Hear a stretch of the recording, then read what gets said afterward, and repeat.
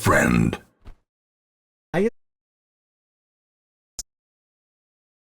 Skill ceilings I've ever seen in a Roblox game, but by this video's end, you'll see it's a lot more accessible than it might seem. I have 25 essential, very thorough tips for both beginners and endgame players, including how to survive difficult enemies like void-bound babies and telefragger, crucial collapse strategies, what classes are best for you, secret tips the game doesn't reveal to you, and more. This is a long guide. I have included timestamps in the video and in the description, which you can use if you need. Let's dive right in.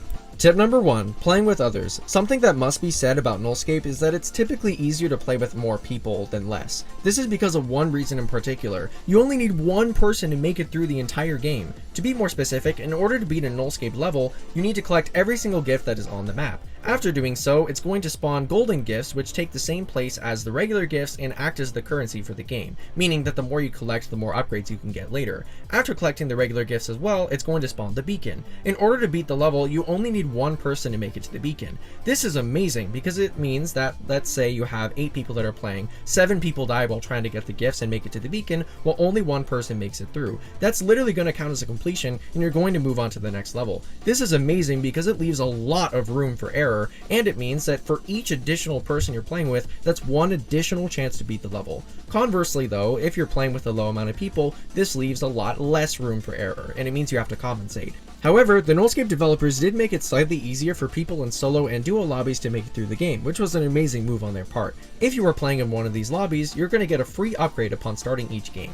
Paycheck. This is an upgrade that gives you 40 golden gifts plus 10 per beacon player every round if half or more players survive. This is amazing because no matter what, as long as you're making it through the levels, you're going to have half or more players in a solo or duo lobby, which means you're going to be getting a lot of golden gifts that you otherwise would not have gotten for fully free, which is amazing in these lobbies. Also, you'll gain access to an exclusive upgrade that is not available in party lobbies, which is called Adrenaline. It gives you plus 20 movement speed, and since you have access to the 3 swiftness rings that you would have had already, along with other mobility upgrades later, it gives you more speed, which helps you get golden gifts that you also would not have in later lobbies. Obviously as well, you have the casual game mode, which also has its own exclusive upgrades such as Orb, and along with being a slightly easier way of playing the game.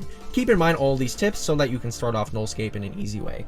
Tip number 2, golden gift yield. When starting a nullscape run, it's crucial to get golden gift yield boosts early, as the more golden gifts you gain early and the sooner you get crucial upgrades, your run will be much easier. For instance, the earlier you get double jump, grace wings, ice skates, ninja belt, and shield among other crucial upgrades, the better. Do note that these upgrades can only be achieved after certain levels and have differing prices based on the amount of people in each lobby. It's important to strategize carefully to get as many golden gifts as possible though. Here are ways to increase this boost. First off, you can get upgrades like business license, which give 25% golden gift yield increase per business license, which you can get 2 up per run. You can also get golden gift yield through curses like Savory Ring, Lap 2, and Fragile Gifts if you're willing to take on the risks that each of these curses provide, which, by the way, may not be worth it. Whether it's worth it or not is entirely based on the curse itself. You can also get golden gift yield increases through altars like Purgatory altars, Chance altars, and Echo altars. Altar of Chance starts spawning in level 3 and has a chance, hence the name, to give more golden gift yield for the current level. Echo altars, if used right after a Chance or a Purgatory altar, can effectively double their boost by echoing the altar by using it a second time. Purgatory altars are probably the best tool for increasing golden gift multiplier, as upon use it grants an additional ×2 golden gift multiplier for the current level in exchange for a bunch of enemy spawns. Purgatory and Echo altars start spawning in level 8. More on Purgatory altars and other altars later. Point is, make sure you're capitalizing on all of this early so that you get more upgrades much quicker. Tip number 3, collapse strategies. During collapse, which is also known as rush according to the wiki, you should ideally be starting at the farthest away structures for golden gift collecting. In other words, whichever structures break first. This is because structures start breaking from the outside in being where the beacon is. Starting on the outside gives you the most time to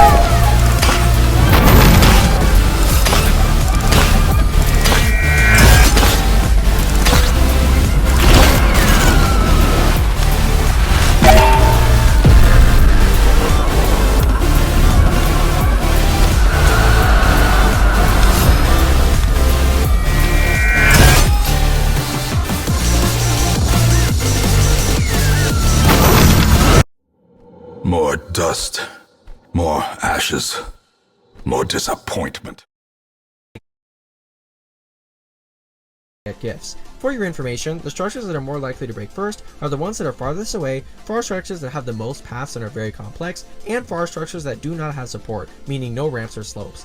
Keep in mind that there are times where choosing what platform is more likely to break first is not easy at all. As an example, there could be two massive structures that are both as likely to collapse first due to distance, and you may have to take a bit of a gamble.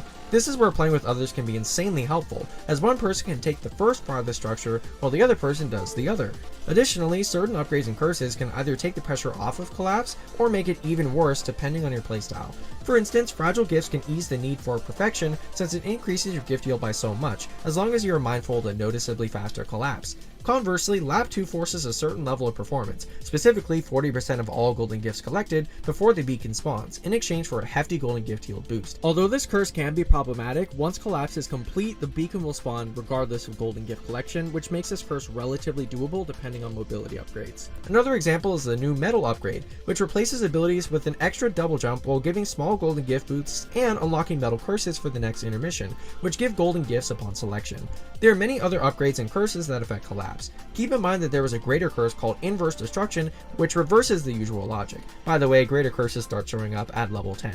At least one gift should be kept near the real beacon when this curse is active. Either that, or someone enters immediately, or have a bunch of jump pads and a lot of grapplers. You'll naturally get good at collapse the more you play. Take advantage of these tips. Real quick, if you're benefiting from this guide so far, consider subscribing. I have a lot of faith in this video, and I want to make sure it reaches the people that could benefit from it. Like, subscribe, hype, and share if you want to support me on this goal. Thank you so much, and enjoy the video. Tip number 4, class recommendations. All classes have their benefits. Starting with Diver, the first one, it's an amazing class for mobility and quick gift collecting. It has an increased gift collection range while diving, which makes it a great class for rushing. It's the one most people are used to and will be using the most, as it is a free class which is equipped by default.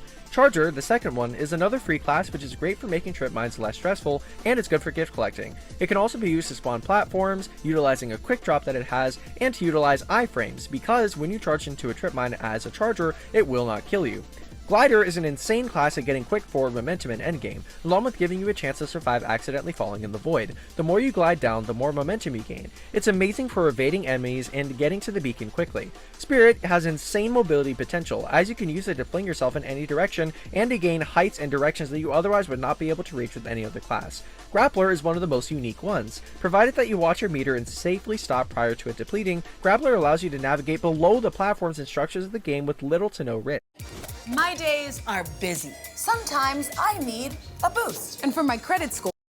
And as for Wanted and Prisoner, the problematic classes, these classes are locked behind achievements, and they give speed upgrades and trade for lack of abilities. For Wanted specifically, it gives 10% more speed, movement upgrades are stronger, and some upgrades do not work. Prisoner, on the other hand, improves your speed and gives more trip coins. Either way, all these classes have their uses. Grind the trip coins, buy them all, and try them out. Which one will you main?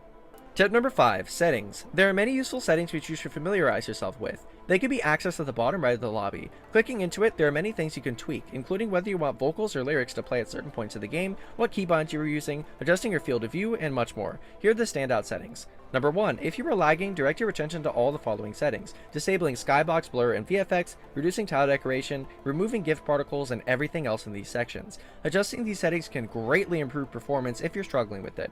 Number 2, Voidbreaker, Sword Visual Assist, and Transparent ICBM. These are preferential settings which affect the enemies in this game. They can help you out based on what you prefer. I recommend trying them out and choosing to keep the ones that benefit you. Number 3, if you are a person who thinks this